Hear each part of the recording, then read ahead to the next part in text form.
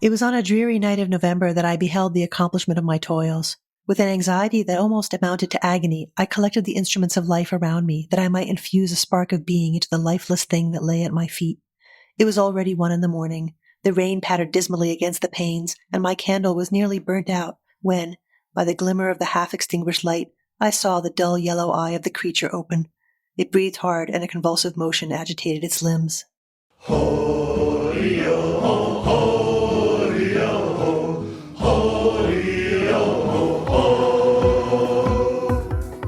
Hello and welcome once again to the Spouter-Inn. I'm Chris. And I'm Suzanne. And this time we are reading Frankenstein by Mary Shelley. But before we get to that, we have a little bit of news and announcements. The podcast network that we are on, Megaphonic, now has a Patreon. So if you want to help support us and help us make shows like the Spouter-Inn, please go to patreon.com/megaphonic and sign up. You'll get all sorts of perks if you do, including a members-only Slack and access to some extra bonus bits from this and other podcasts that don't quite make the final edit. And, it'd be nice. Come join, hang out with us. And also, we have swag. Yes, we do. If you go to megaphonic.fm/store, you'll find some swag from the various shows, but most especially bright pink t-shirts with big white whales on them. Whales with books. Whales carrying a copy of Moby Dick. You can also get it on a mug. You can get it on some stickers. You can get it on a tapestry or a wall hanging. There are plenty of options for swag, but go and check it out. They're pretty neat looking. Okay, that's some business. We've got that out of the way. Thank you for everybody who signs up. Now, let's talk a little bit about Frankenstein. When's the first time you read Frankenstein? I don't really remember, in fact. It was sometime in my 20s. And I can't remember whether I read it for a class or read it on my own. I didn't love it the first time I read it. Well, it's like a story that everybody knows because it's entered into popular culture in a certain kind of way. But like you, I read it very belatedly. I think actually I read it for the first time for a class, but it was a class I was teaching where it was expected to be on the literature survey. So when I opened the book, I had the sense on the one hand that I knew what to expect, but I was hugely surprised by what was inside the covers. Yeah, absolutely. It does not live up to your expectations, especially because it starts off with somebody else's story entirely. Walton, you're like, who is this? And it takes a little bit of a while before you start meeting Mr. Frankenstein. And even then, it takes a while before you start meeting the creature. And then he's nothing like what you think of from the movies or other popular culture. He's not Boris Karloff's mute, grunting behemoth. No, he's a very different kind of creature. And of course, that's what he gets called all the time through the book, is the creature. And it invites you to think about creation and what it means to be the product of someone else, what it means to have been made by someone else, right? We all, we talk about creation all the time, right? But in divine terms, right? What does it mean to be the product of someone else's handiwork? Yes. So before we get too into dealing with the text itself, we read the 1818, the first published edition. Mary Shelley went back and revised the entire book, some of it dramatically, though she claimed she didn't change any important plot elements. It's tamed down a bit, I think, in certain kinds of ways, the later ones. The 1818 has a certain kind of freshness and daringness, I think, to it, which is appropriate to somebody who was the daughter of a radical feminist and an anarchist. I picked up 2 annotated editions that came out recently. The book came out first in 1818, and so it had its 200th anniversary, and several attendant things occurred, including the publication of 2 annotated versions of Frankenstein. One of which is called the New Annotated Frankenstein, gives general purpose annotations, including every revision that's made in all the different versions in footnotes, so you can follow along with that. And that's pretty interesting. There's also another edition that is called Frankenstein Annotated for Scientists, Engineers, and Creators of All Kinds, which is a very curious version of it. It also gives you the 1818 text, but it is more intended for people in STEM fields to read because it will be good for them to think about the implications of what they do. And this notion of Frankenstein that, they were too obsessed with what they could do and not enough about what they should do. That's so interesting because it reminds us of the extent to which, something we've talked about in the past. How can I put it? If a number of us read the same book, on the one hand, we're reading the same book, but it's a very different book for each of us because of what we're bringing to it. And so that edition that you just mentioned is really bringing that to bear, right? It's doing something different for a certain group of readers. Yeah, it's a really interesting approach to take to the text, and it's worth poking about, but maybe not the text I would recommend going to your first reading, unless that's specifically why you're interested in reading the book, which I doubt is the case for most of us. why don't you start by telling us a little bit about Mary Wollstonecraft Godwin Shelley? Yeah, I won't say too much about her, just a little bit, partly because I think that anybody who's read the book Frankenstein or thought about it has inevitably been kind of fascinated by how is it that this teenage person writes this book? It's in some ways an enormously mature book, in some ways it's an enormously immature book. And it's got that kind of, I don't know, wildness of an untamed writer to it. And again, I think that's one of the reasons why the 1818 edition is so neat, because it hasn't been tamed and calmed down in the ways that the later revisions are. It's got this kind of wild and transgressive quality to it, which is fascinating. So she was the daughter of Mary Wollstonecraft and William Godwin, and her parents were both political philosophers and quite radical in their own lives. Wollstonecraft was a feminist who's still really well known for her book, A Vindication of the Rights of Women, where she made an argument for women's ability to participate fully in society. She was saying the problem is that there's a lack of education, and that is what's holding women back. And this came out in 1792, which is the age of revolutions, right? So this is the kind of world she's participating in. And in her personal life, too, pretty radical. Her first daughter is born out of wedlock. And then she ultimately marries William Godwin, or has a child with William Godwin, and dies after giving birth to Mary Shelley not too long afterward at the age of 38. So her life is one that's kind of awe-inspiring and tragic. And so Mary Shelley grows up in this household, educated pretty well by her father, though very idiosyncratically, brought up in an environment, I think, where there's an exposure to an extremely wide range of ideas, right, politically and artistically. And it's in that setting that she meets Percy Shelley, the poet. And at age 17, they're together at this point. Shelley was already married, so Mary Godwin at that point, her stepsister, Clara Claremont, and Shelley just sort of left England and went traveling in Europe. And when they get back, Mary's pregnant. And there's a lot of free love going on in every kind of way. And Mary and Percy Shelley get married finally in 1816 after the suicide of Shelley's wife, Harriet. So it's a mess, right? Yeah. So Shelley's like having these children with multiple women, and it's like Claire Claremont is hooked up with Byron, and they're all just like, it's very free love, for what it's worth. And so Frankenstein itself emerges in 1816, right in this same period of all this interpersonal tumult, like fecundity and tumult and death and suffering, really. A group of friends, including Byron, as well as Mary Shelley and Percy Shelley and a bunch of others, were kind of in a house party near Geneva in Switzerland. And as part of a kind of a game to amuse one another, they decided to write scary stories. And Mary Shelley's Frankenstein comes out of that. So it's hard not to read it in terms of a particular culture and a particular moment in that particular culture. Anyway, so Mary and Percy Shelley went back to Britain for a bit. In 1819, they go back to Italy, where they have 3 more children, and only their 4th child survives. All the others die in infancy. So it's a period that's, like I said, full of births and deaths. And I don't mean to dwell on the personal aspect too much, but it's hard not to read the narrative as coming out of that sense of, I don't know, a really deep corporeality, a kind of a horrible corporeality in some ways. And in 1822, Percy Shelley drowns, and Mary Shelley goes back to Britain, where she spends the rest of her life really as a caretaker of the literary legacy both of Percy Shelley and herself. She writes other things, but she does these revisions of Frankenstein, and that is the book that's bringing her attention, bringing in funds, and she's trying to support that youngest child that she still has and kind of ensure that Percy Shelley's legacy is intact. And so she's an odd kind of figure who flowers or sort of flames up at this very early age and continues to work, but is never quite the same transgressive figure as she is early on. Beyond the broadest strokes, I'm not terribly interested in the biographical readings of Frankenstein, but they have been done. And Mary Shelley drew upon her life, Percy's life, other people in her circle's lives in order to create the text. And people have made very interesting parallels between the characters and the real life people. But there are other things to talk about in the book, so I don't want to get too well down on that. The other thing about your summary that I'm interested in is the fact that, as you said, there's a lot of free love going on. There's a lot of sex happening. There are a lot of babies being born with disputed fathers, or at least rumors of who the real father might be. And yet there's no sex in the book. No. And in fact, physical love seems to be something that's constantly deferred and pushed off. So, for example, we're constantly hearing from the very beginning about Victor Frankenstein's love for his stepsister and beloved, right, Elizabeth. But their union is constantly pushed off and deferred and held off at arm's length, which is kind of it creates a strange sense of desire that can't be experienced.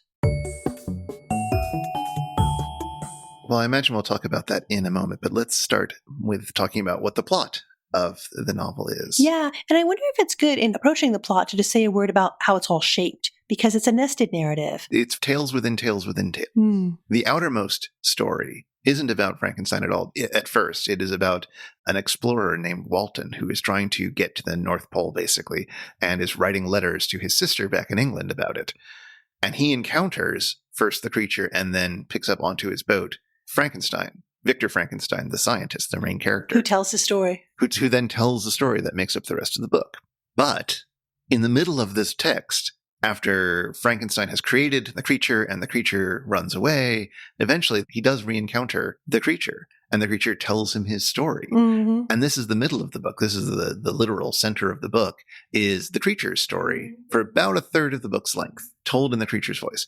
Inside the creature's story are further the history of people he's known. So it's like shell upon shell upon shell, like where you penetrate one story to another story to another story, and then you come back out again, story by story. You end the creature's story, you end Victor's story, and you come back out into Walton's story. And it shows how these nested stories have permeated each other, how the person telling the story is telling you somebody else's story because it has deeply affected the future outcome of their life. Mm. So it is a bunch of nested narratives. So that's the first thing. As I was saying, when you first encounter the book, if you think you're going to get Frankenstein working in his lab, no, you're going to get a failed poet who's decided to become a scientist and explorer traveling up to the north.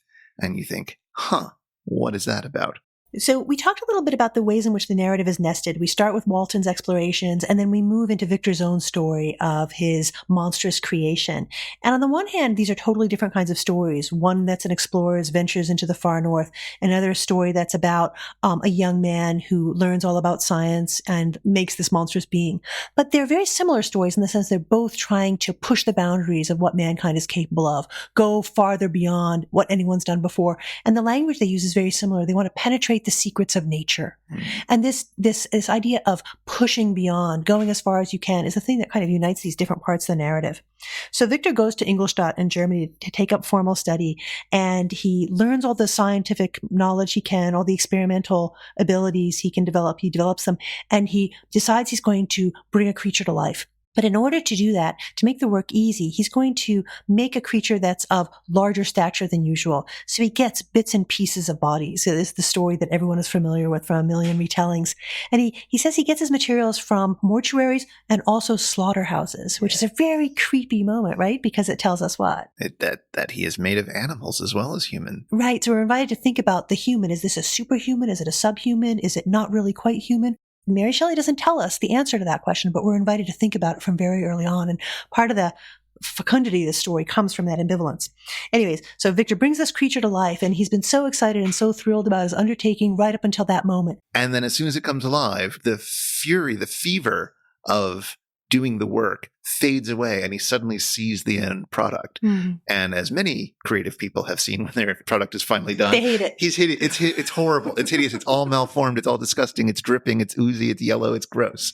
It looks like a bunch of dead body parts stitched together. He totally freaks out. The creature runs away, and Victor falls into a terrible illness. So he's in a period of recovery. He hears from a family at home that something tragic has happened. His youngest sibling has been killed, and Victor leaps to the conclusion that it's the creature that's done it. So he returns home, family heads off to try to restore themselves in a more rural setting, and Victor encounters the creature. And here's the point where the book takes a really fascinating turn, because the creature tells his own story. And it's a really great story. It's my favorite part of the book, Me easily. Too.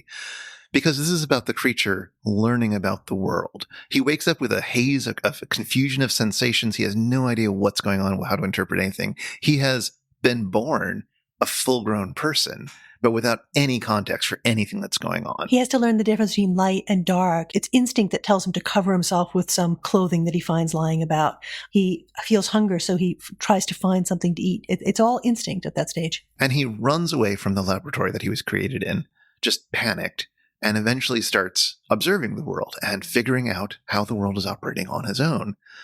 until eventually He finds shelter. He finds some shelter, and he discovers this idyllic family living in this cottage far away from everyone who he spies on. Yeah. It's like he calls it a kennel. It's almost like a little very, very, very low lean-to. He can't even quite sit up in it all the way up against this house. And so it gives him shelter and it hides him away from others, but it also gives him, there's a little hole in the wall, and that opens up a whole world. And he observes the family, sees that they're in a poor state.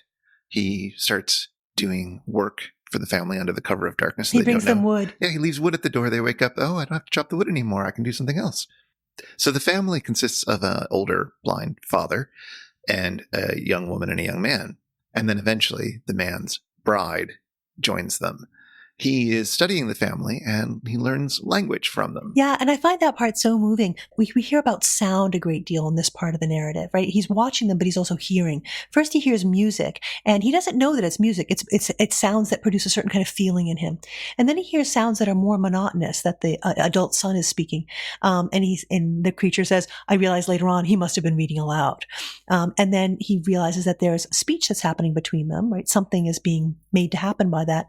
And then when the bride, Seifi, the woman who's beloved by the adult son in that household, she doesn't speak their language. And so she has to learn their language, and he learns with her. So it's almost like they're pupils, but only one is visible, the other one is hidden away. And in addition to learning the spoken language, he learns the written language, and he comes across a small cache of books, and he reads them and learns quite a lot about the and world. They form him, right? Yeah. It's Plutarch's Lives, Milton's Paradise Lost, and Goethe's Sorrows of the Young Werther. Yes. What a library. What an interesting collection of books to be working with. So that all ends badly. He thinks that he'll be able to appeal to the family. These are lovely people. He'll go in one day when the adult children and the daughter-in-law are away, speak to the blind man, and through his own persuasive speech, the creature will find a home, find friends. And it all seems to be going pretty well there for a little while until the young folks come back home. Yes, and they panic and they shoo the creature away. Violently. And then they move. They just leave their cottage behind and find someplace else because this place has got a case of the Walking Dead. Yeah. No, they're terrified, right? And the creature is angry, but also clearly bereft. He thought he'd found friends. Yeah, he found the most idyllic, perfect humans, this lovely family unit, and they couldn't begin to accept him. And if they can't accept him, no one ever will. Will. That's very clear. And in a rage, he burns down the place and sets off to find vengeance. Yes, and heads off to Geneva and ends up murdering the young brother of Victor. So that is the story thus far that the creature has relayed to Victor. He ends it with a request, or really a demand. He wants a companion.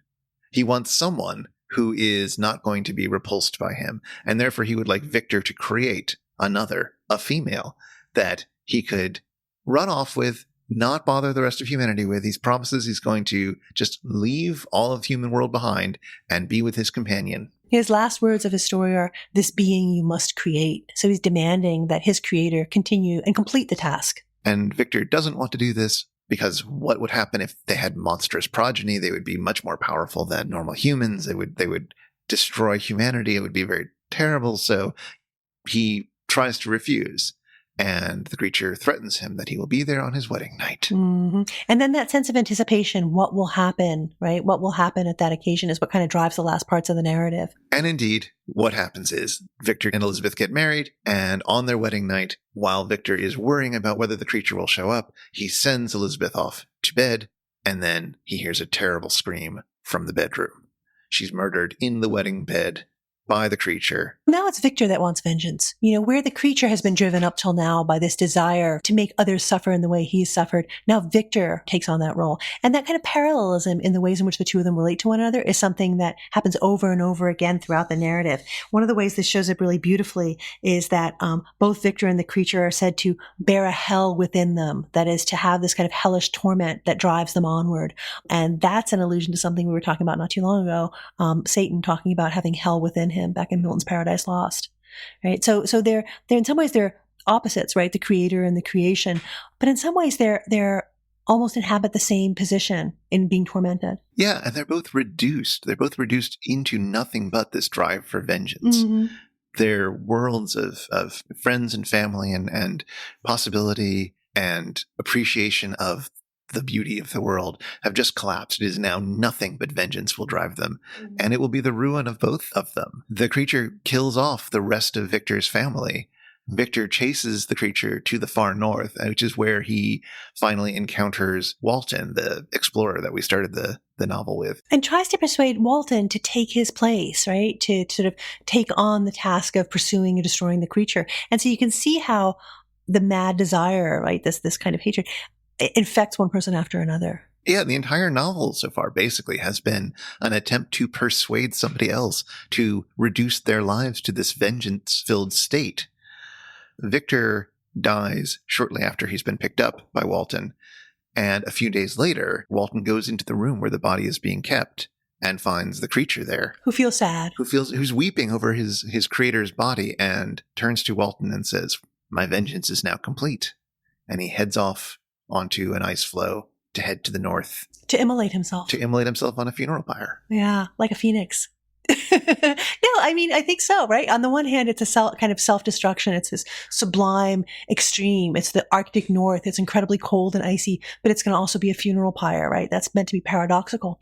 And I think we're meant to think about this creature as a kind of phoenix, right? Because on the one hand, he's destroyed, but the idea of this is not destroyed, right? It'll be back. And one of the ways in which this story is so incredibly generative and giving rise to other kinds of narratives of the superhuman, the subhuman, the not quite human, like that is very phoenix-like, right? Rising up from the ashes. What is creation in this book? Who gets to do it, and what does it mean when they do it? Well, what an icky question, right? Because creation is in some ways natural and in some ways artificial, right? So we hear about figures, especially Victor, but not only Victor, wanting to penetrate the secrets of nature, right? To sort of carry on this act of creation. But it's also a kind of hideous parody of nature, right, of creation. So there's Victor's artificial means of bringing beings into the world, but there's also birth, right, which shows up in the narrative in strange kinds of ways. Victor's own mother, Caroline, who is a mother to these various children and who invites Elizabeth, right, who's her foster child, to supply her place among the younger children. There's this strange undercurrent of maternity throughout the whole book. So creation on the one hand is an artificial thing that happens in the lab, but it's also there's almost like a counterpoint that's about the creation of beings from wombs all the time. So there's this metaphorical kind of womb of creation that nature is, but there's also like literal wombs. It's a very strange book in that way. Although the literal wombs are nobody gives birth over the course of the novel's events. Nobody even has sex over the course of the novel's events. There are mothers and there are children, but that all happened in the past. That's right. It's almost like one is taking the place that, I mean, it's an incredibly, like, you're absolutely right in saying that we don't hear about it, but I can't help but when I read that book, all I can think about is corporeality. All I can think about is like, you know, having your body stretched out by having another human being inside of it, like all these kinds of things. I know it sounds kind of silly, right? But it's a book that you can't for a minute forget about the flesh. Oh, even though we don't hear about people having sex and we don't hear an account of childbirth, but nonetheless, it's just there all the time. It's like you're swimming in a sea of flesh. Well, it's proposing, what if this alternative means of generation? What if we didn't need to do this bodily, feminine form of giving birth, and we instead introduce this other form of generation into the world? Would it be an abomination, or would it be? Yeah, would it be an abomination? Could it go wrong? Does it go wrong? Does it go wrong because of this alternative method of creation, or for other reasons? Yeah. Well, in a way, this conversation brings us back to the basis for putting Shelley's Frankenstein together with these other two works that we've talked about most recently, Dante's Inferno and Milton's Paradise Lost, right?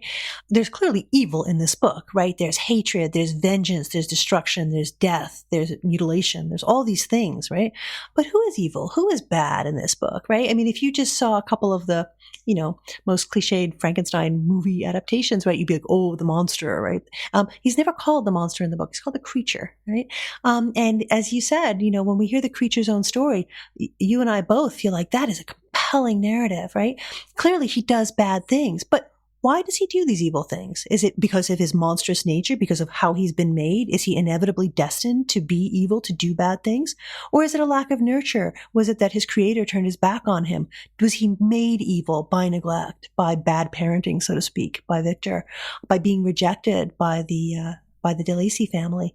So we're shown evil in the world, but we're invited to be very uncertain about who's at fault and where it's lodged. And all these many places that the text reminds us of Milton's Paradise Lost only invites us to see how complicated evil is. Yes, she's absolutely exploring the possibility of where the blame might go, because you are very much set up to think at first that it is the creature. But the creature has a very compelling argument that may not be fully satisfying, but it is the argument that you just laid out, that society is to blame. Like, the creature tried to be good. The creature started off good and then was rejected by its creator, rejected by every friend it tried to make, rejected by the world, rejected by being amongst humans who could not seemingly accept him. He says this to Victor so beautifully. He says, I am thy creature, and I will be even mild and docile to my natural lord and king, if thou wilt also perform thy part, the which thou owest me, right? I am thy creature. I ought to be thy Adam, but I am rather the fallen angel. Everywhere I see bliss, from which I alone am irrevocably excluded. I was benevolent and good. Misery made me a fiend. Make me happy, and I shall again be virtuous. It's a weird moment, right? I mean, he's appealing to his creator. I give you what I owe you. Give me what you owe me. Make me happy, and I'll be virtuous again. And it's a compelling line, but it's also Satan's words. Right? Yeah. It's also an interesting passage because in this first conversation between the creature and Victor, early on, the creature does start dropping a bunch of these and thous, but using them interchangeably with the more standard you. Yeah. With no clear sense of this, except that it is perhaps trying to start echoing Paradise Lost. Well, this is the thing, right? Imagine, we talked a little bit about the creature's education, like he sees this glowing light in the sky, right? And we're like, oh, it's the moon, right? He talks about, distinguishing light from dark, learning what to do when you feel hungry, learning how to find shelter and so on. And he's learned language, he's learned to speak, he's learned to read, and he's got these 3 books, insofar as he knows about creation and like Genesis and stuff, he doesn't know the Bible. What he knows is Milton's Bible, right? And then these other 2 books as well, plus Victor's own diary, which he's found in a pocket of a piece of clothing that he had picked up as he ran away. So the these and thous are kind of reflecting Paradise Lost, but they're also signaling that intimacy that the creature has, with his creator. In a really strange kind of way. So is the creature an Adam, right? Or is the creature Satan? And he himself is aware of this ambivalence, which is why he says a little later on in the text, many times I considered Satan as the fitter emblem of my condition, for often like him, when I viewed the bliss of my protectors, the bitter gall of envy rose within me. Right? And that reminds us of this moment in Paradise Lost when Satan is looking at Adam and Eve and he says, sight hateful, sight tormenting, right? These 2 in bliss, while I to hell am thrust. Right? A moment where Satan is being pretty Satan-like, but at the same time also sad, and we're invited to feel sympathy. And this is where we're situated with regard to the creature. This is his world, and that's why he wants an Eve. Yes, in that passage, he also compares himself at times to Adam, that he was created apparently united by no link to other being in existence. But his, Adam's, state was far different from mine in every other respect. He had come forth from the hands of God, a perfect creature, happy and prosperous, guarded by the especial care of his creator. He was allowed to converse with and acquire knowledge from beings of a superior nature, but I was wretched, helpless, and alone. And a little bit later, Satan had his companions, fellow devils, to admire and encourage him, but I am solitary and detested. So he's not even up to Satan. He has these models of Adam and Satan from Paradise Lost that he doesn't. He's trying to fit himself into these paradigms, right? Am I like Adam? Am I like Satan? And it doesn't quite fit any time. Which is interesting that even as he is identifying with and finds these texts in this part of the world relatable, it's not something he can fully identify with. Even as it helps him understand the world, the literature that's nourishing him is just reminding him that he has no place in this world. Yeah. And it's at those moments when the language of being the master and the slave comes up that we're no longer in that sort of conceptual vocabulary of Milton's Paradise Lost. We're in another kind of conceptual vocabulary of the master and the slave. And you see this show up at one point when the creature is just pushing Victor to make that mate for him. And he becomes very aggressive and says, slave, I before reasoned with you, but you have proved yourself unworthy of my condescension. Remember that I have power. You believe yourself miserable, but I can make you so wretched that the light of day will be hateful to you. You are my creator, but I am your master. Obey. Like, where does that language come from? I mean, it's something that's very much part of the political moment in early 19th century England, right? And the political philosophers that Mary Shelley, grows up among are very much engaged in talking about exactly these kinds of issues in the wake of the American Revolution, the French Revolution, and what happens in Haiti. Right. So this language of the master and slave is part of that intellectual climate. But where's he learned this language of the master and the slave? You have to wonder, right? Because it's not in his books, right? The 3 books that he has. And he hasn't heard that language from the de Lacys. Well, he does overhear the de Lacy young man reading from A History of the World. Yeah. Which teaches Volney's him, Empires. which teaches him about what happened to the original inhabitants of America, which he finds quite sad, appropriately enough. But it's never explicitly mentioned that master and slave or the rhetoric of slavery comes out of there. But he knows about empires rise and fall, right? Yeah.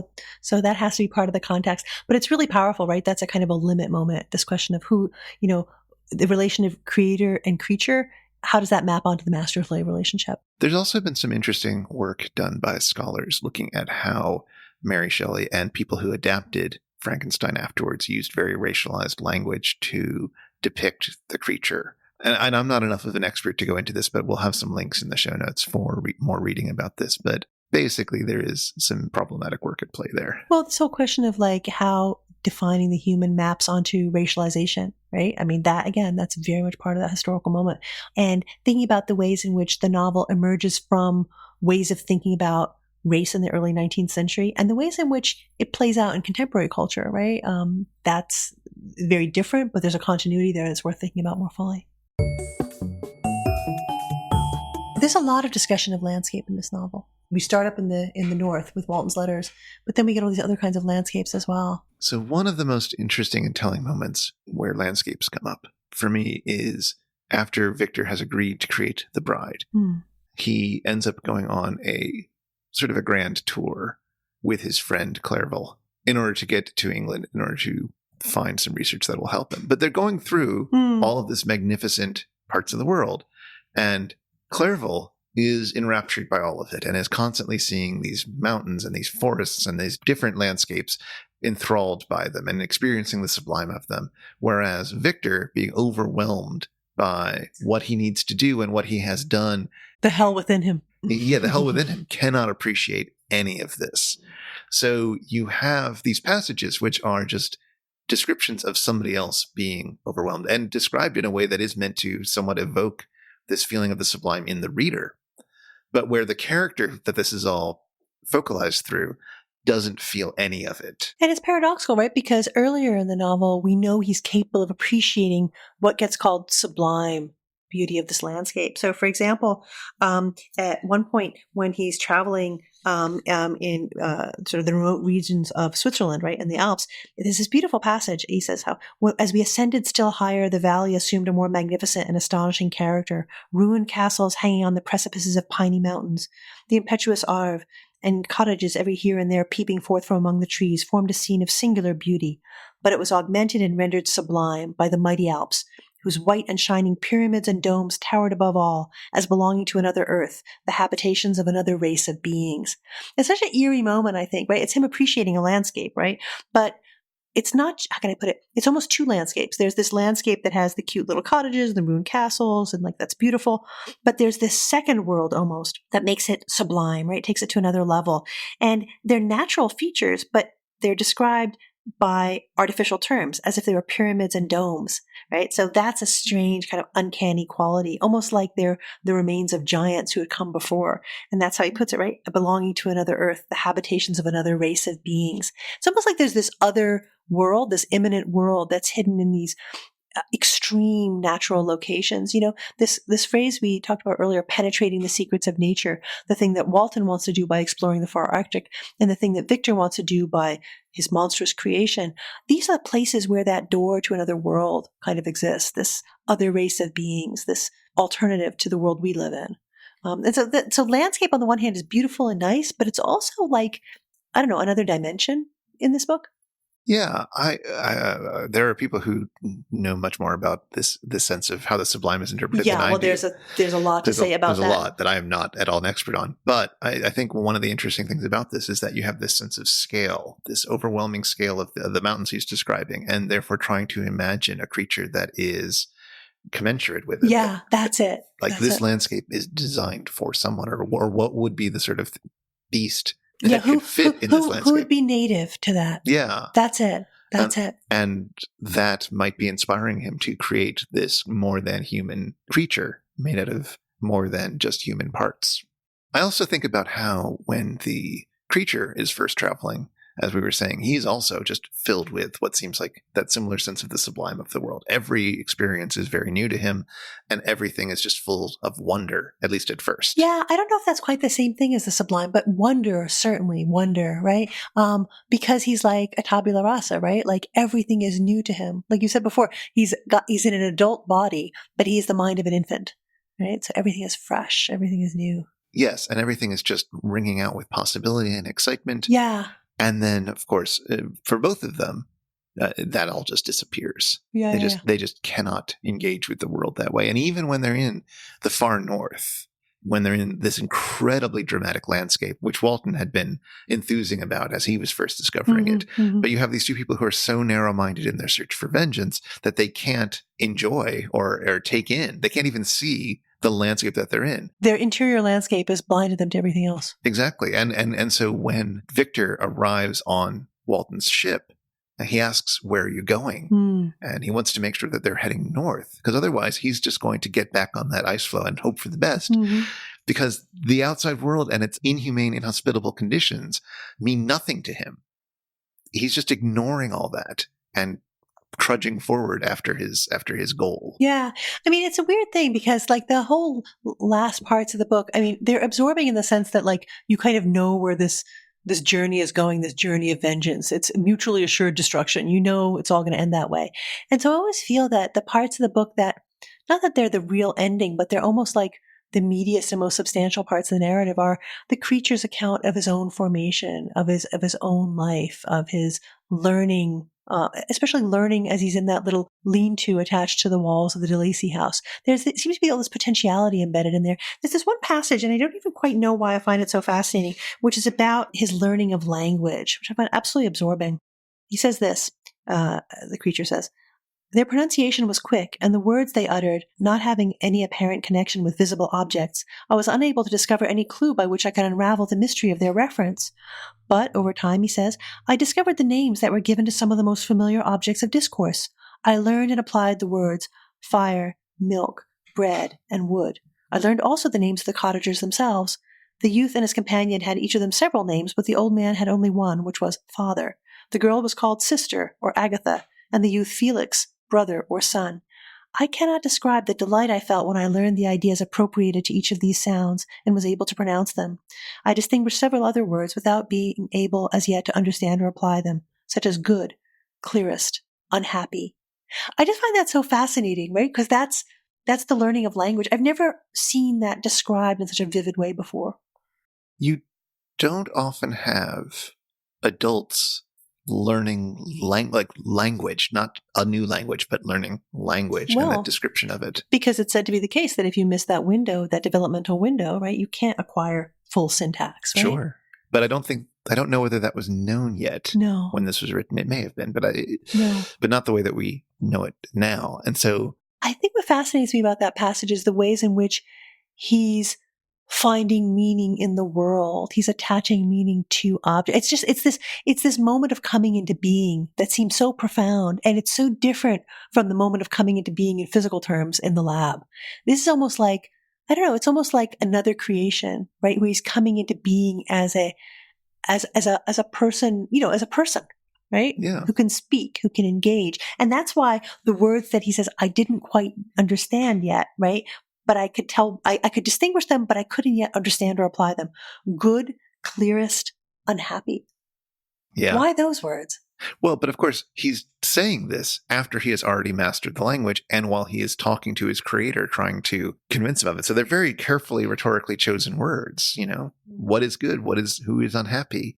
But yeah, I think that's a really interesting moment again, because you so rarely get somebody who is able to articulate the experience of learning language in language, who while doing it has a rich and nuanced enough mind to be able to notice all the things that the creature is noticing. Because the creature is intelligent and eloquent, all these things. I have a real fondness for this kind of literature.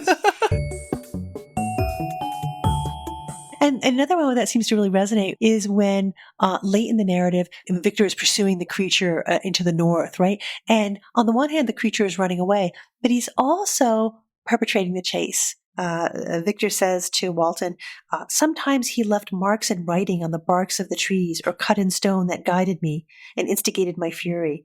My reign is not yet over. These words were legible in one of the inscriptions. You live and my power is complete. Follow me. And a little later on in the writing, you'll find near this place, if you follow not too tardily, a dead hare. Eat and be refreshed. Come on, my enemy.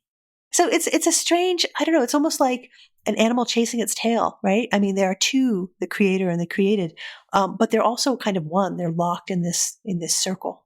Well, the creature is showing the control he has over Victor and maintaining that control and Follow me. Giving him just enough rope to keep coming along and not be able to have any other kind of life and to be rejected by society because all he is doing is focusing on this one task.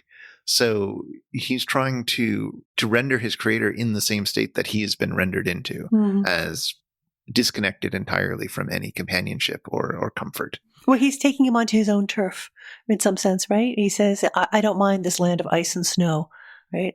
You follow me. Yeah, but not directly killing him. He doesn't seem to want or be able to do that. Well, he's going to make him outcast, right? He's going to make Victor as cut off as he himself has been. So it's this inversion. Yeah. So is that evil? Well, I don't know, right? And what's justifiable here, right? All the bad that happens, all the suffering, where does that come from? I think one of the things we're being invited to think here is it comes when you push too far, right? When you penetrate the secrets of nature, when you go to that point that's just farther than one should go. And this is something actually that shows up in the other two works that we talked about not too long ago, right? For Dante, the figure of Ulysses is the figure you use to talk about going too far, right? Ulysses is said to sort of sail beyond the borders of what's allowed to be known. And, for Milton in Paradise Lost, right? It's the people who taste the fruit they ought not to taste or, try to put themselves too high, right? So this question of going beyond where you ought to be, that seems to be the place where evil, if you're going to call it that, happens. But in Frankenstein, it's interesting that there always is a cause for it. And it's always the poor choice of the father figure. It's Victor as the father not attending to his newborn, let's say, creature. It is also that Victor's father doesn't attend properly to Victor, even though seemingly he's been a very good father and given him everything. When Victor starts taking an interest in these occult arts, the father just laughs at him, which only drives Victor to go further into it. The quote is, my father looked carelessly at the title page of my book and said, Cornelius Agrippa, my dear Victor, do not waste your time upon this. It is sad trash. If instead of this remark, my father had taken the pains to explain to me that the principles of Agrippa had been entirely exploded and that a modern system of science had been introduced which possessed much greater powers than the ancient yada, yada, yada, then, under such circumstances, I should certainly have thrown Agrippa aside and, with my imagination warmed as it was, should probably have applied myself to the more rational theory of chemistry, which has resulted from modern discoveries. It is even possible that the train of ideas would never have received the fatal impulse that led to my ruin. Yeah. But, I wonder, is that just Victor trying to get himself off the hook? Because Victor doesn't, in some ways he's full of self-blame, but he's also very eager to kind of locate the genesis of what's gone wrong in other places, So this whole question of, nature or nurture, what is it that makes you do the bad thing? It's true. The whole description of his time creating the creature is as if in the third person. It is mysterious forces have overtook him and he couldn't do anything about it while creating it. So it's true that maybe this is all best understood as Victor's excuse making, as that he's an unreliable narrator or that his explanations should be taken with a grain of salt. Yeah, well, and also this whole question of, to what extent are you fully autonomous? To what extent do you make the decisions that dictate what happens in your life? Again, I keep finding myself thinking back out to, Mary Shelley's family group, right? Both the family group that she emerges from, and the chosen family she makes herself part of, that very strange group of relations and friends. It seems to me that, this is an environment where people were really engaged in thinking about what were the limits to what you could do, what society would let you do. It's the age of romanticism. It's post-revolutionary age, right? Where almost everything seemed possible, but also the terrible destruction that comes in a world where everything seems possible. And that's the place that Shelley's Frankenstein comes from. I think this is a work that we find very difficult to talk about because it's stimulating, it's engaging, it's full of interesting things, but it's also a very chaotic book. Right? It's a book that has a through line, but it's also just an assemblage of potentialities of different directions you can go with, in terms of thinking about creation, in terms of thinking about embodiment, in terms of thinking about individual agency, in terms of thinking about what our place is within this natural world. And I think that's one of the reasons why the book has such an incredible afterlife. Well, let's talk a bit more about that afterlife. I was thinking as I was rereading it about a concept from cartooning, which is the idea of the silhouette, that you want your cartoon character to have a very distinctive silhouette. It can be recognized from a far distance. Think Mickey Mouse or Bart Simpson or whoever. And that in a similar way, Frankenstein is interesting because it has such a distinctive silhouette. Mm-hmm. You don't have to see many details to realize that you're engaging with a Frankenstein story, and that the novel, as Mary Shelley wrote it, incorporates quite a lot of extra detail, so to speak, compared to what you need to have what we think of as a Frankenstein story. It fleshes it out in a very interesting and compelling way, but not a way that is necessary for it to be what we recognize as a Frankenstein story.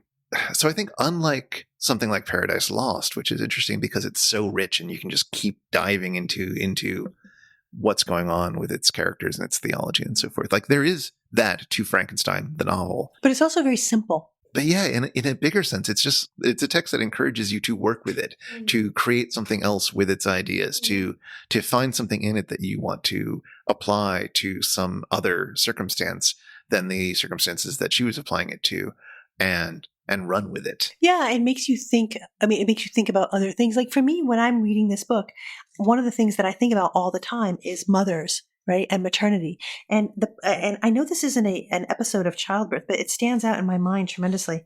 Is this moment comes early in the narrative when Victor has terrible dreams, and he says this: "I thought I saw Elizabeth in the bloom of health walking in the streets of Ingolstadt. Delighted and surprised, I embraced her, but as I imprinted the first kiss on her lips, they became livid with the hue of death. Her features appeared to change, and I thought that I held the corpse of my dead mother in my arms. A shroud enveloped her form, and I saw the grave worms crawling in the folds of the flannel. I started from my sleep with horror."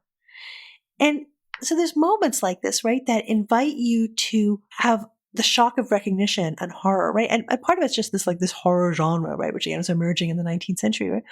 But part of it is just the extent to which desire and love can give way to something else, right? And so the book has many of these kinds of little hooks that take you into different directions. And so there have been many adaptations of Frankenstein movies in particular, which have taken the text in very unusual directions, to the point that we end up in the circumstance that we talked about early on, that the book is barely recognizable on first reading as the thing that incited all of these later works.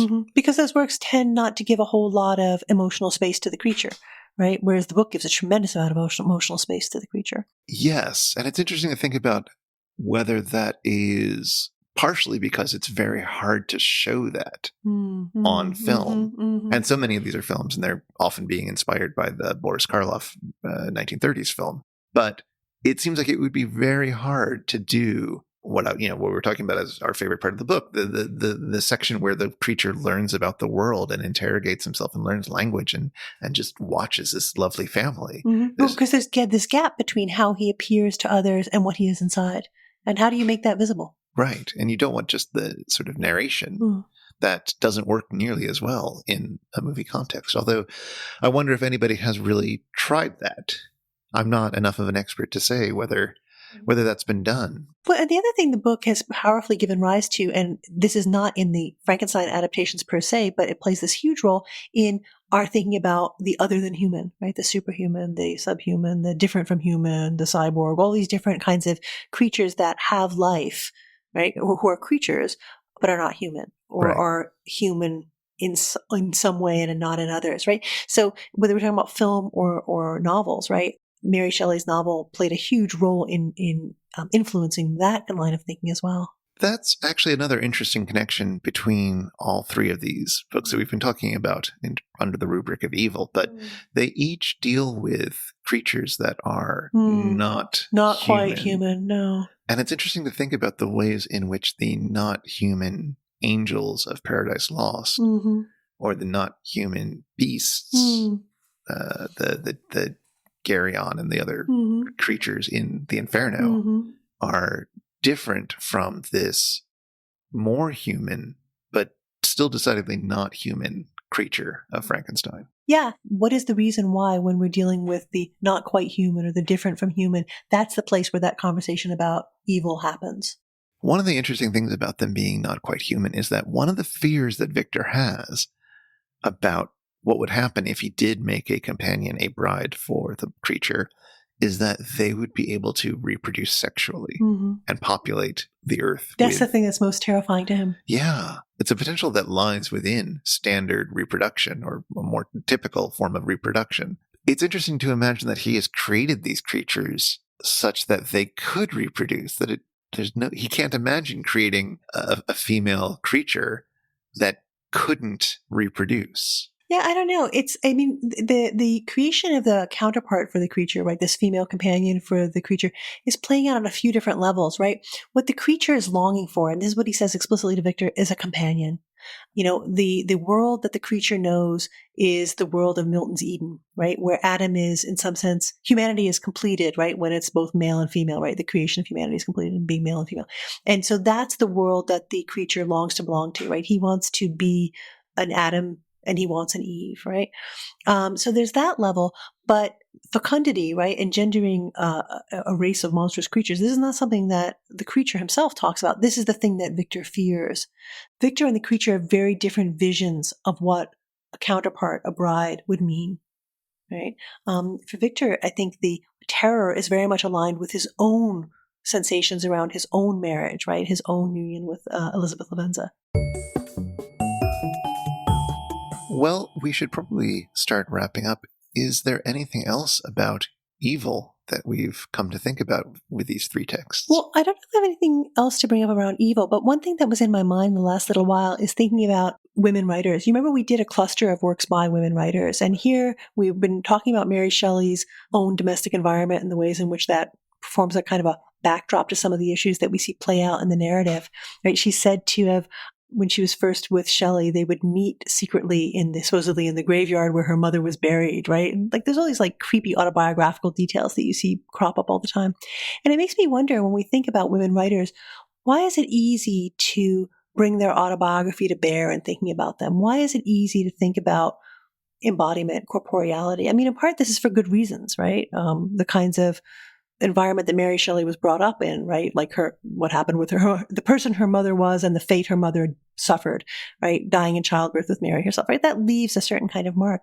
But why is it that we open ourselves up to thinking about biography with regard to women writers in a way that's a little bit different from other writers? I mean, where does that tendency come from? Is it because of this tendency to see women writers as exceptional, as standing outside the norm? Is that where that comes from? Because I think that is a thing people talk about. I would like to think that some of it is just because women writers from before a certain date are so relatively rare that you just hunger to know more about them, and that they're often fascinating personalities because you'd have to be in order to publish something that thrived in that circumstance. But I guess I'm thinking that it'll be interesting when we get to certain other women writers. I'm thinking particularly of Emily Dickinson here, whose texts have often been read through a narrative of what she was like as a person. Absolutely. But which we're now finding out is not very much like what she was actually like as a person. The myth of the secluded poet up in her bedroom is not really at all. It's a persona. It's nothing like what Emily Dickinson, the person, was. It's what her family after her death, painted to make the poems and her authorship of them more palatable to the public. Mhm. And quite a lot of critical reading into the poems started with those assumptions and informed how they were read. I think because we have such a history of doing literary reading through biography, it wasn't entirely women writers who were put through that mill, but some of those stories have really clung to the texts. And this is absolutely a case where it's such a compelling story. Mm-hmm. She's such a compelling person. Her parents are so compelling. The weird dynamics between her and Percy and Byron and everybody else at that castle in Geneva. The origin story behind it, that, it took place during the year without a summer, and they were all cooped up, and they decide to write ghost stories. And the young teenage girl is the one whose ghost story becomes the most developed and published and becomes a worldwide phenomenon. That's I know, so unusual. It's an amazing story. It's such a compelling story, and it maps onto the text in such an interesting way that it's very hard to get away from that. But then again, like the Frankenstein story has completely gotten away from that. As we were saying, all these adaptations just go in completely other directions. So while when we return to the novel, we do have a biographical reading, I'm not sure the Frankenstein story itself has limited itself to those readings. No, I totally agree. That is the end of our evil cluster, and we're going to start a new cluster. We're going to be talking about a very different topic. We're going to be talking about America. Which is not evil. I refuse to believe it. Actually, I'm super excited about this upcoming cluster, partly because I think it'll be an interesting theme. It's a neat moment to think through these issues, I feel. And we're going to be reading 3 books that have all meant an awful lot to me at different moments. It's going to be very difficult for me to sort of disambiguate the kinds of things I might want to say about those books themselves and the very personal ways in which I think about them. Yeah, absolutely. Well, those books are, first up, we'll be doing Walt Whitman's Leaves of Grass. That's another one of those texts that, like Frankenstein, underwent a lot of revision over the course of his life. And we're going to be looking at all of them. I mean, we're obviously not going to read everything from both the earliest and the deathbed edition, but we will have a finger in both copies, I imagine. Yeah, I talk a little bit about how it changed over time and why he might have wanted to record those changes over time. He's doing something very different in that collection of poetry, right? More than most, that's a collection of poetry that feels like it is trying to be a person itself and trying to grow with Whitman over the years. We'll also be looking at the autobiography of Malcolm X by Malcolm X and Alex Haley, which is a very different kind of book from the other types of books that we've been reading. Well, let us talk about autobiography and presentation of the self in ways that I think are going to resonate with some of the things we've read before, but it'll also be a very different kind of voice in all kinds of ways. And we'll also finally be looking at Moby Dick. At last. At long last. And one of the things that's kind of exciting to me about the work we're doing in these podcast episodes is that we haven't done it yet, but I think we will find moments to return to books we've read before and to read them in a different key or in a different light or in a different juxtaposition. And one of the reasons I'm so excited by that is because books look really different depending on the books you put them with. Like they tell you different things depending on what they're alongside. So I'm kind of excited to see how that will start to unfold over time. Yeah, I'm very curious. I don't know if too many people have read the autobiography of Malcolm X along with the autobiography of Alice B. Toklas. And it's not the most obvious comparison, but it also, I think, will be interestingly generative. Absolutely. So we'll see. I'll be looking forward to that. But in the meanwhile, if you want to get in touch with us, you can email us at spouter@megaphonic.fm, or we're on Twitter at The Spouter. Show notes with links for this episode are at megaphonic.fm/spouter/9. And The Spouter-Inn is one of the fancy little podcasts at Megaphonic FM. And if you support Megaphonic on Patreon, you'll not only help us create this show, but you'll also gain access to several perks, including a members-only Slack. But until next time, we'll see you at the Spouter-Inn.